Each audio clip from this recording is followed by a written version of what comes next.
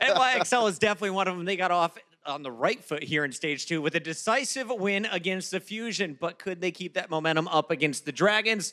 The answer for Bren was no. For the rest of us, definitely yes. Yeah.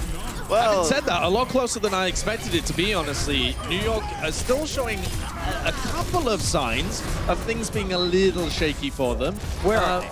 Well, not on this map in particular, because Mano absolutely manhandled them. But over when we went on to Hanamura, there was a couple of instances where they kind of pushed through a choke point, and then their focus fire just went to pieces. And Shanghai were able to pull out a draw there. And yes, Shanghai throws some unusual stuff.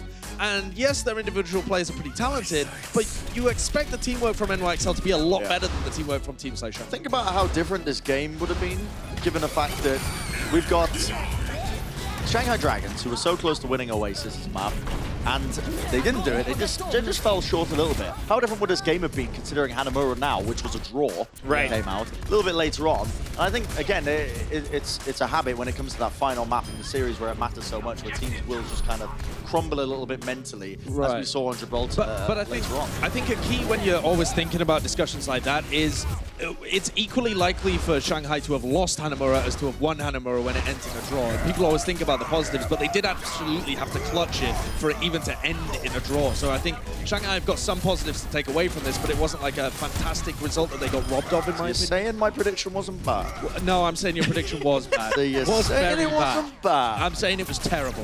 Mano continues to be the least talked about MVP in the league. I don't know why people just, because he's so good, so constantly good, that like, you just feel like he just gets overlooked because he's so robotically dominant on tank. And I don't think anyone highlighted Mekko's play today. How many grabs did that man eat?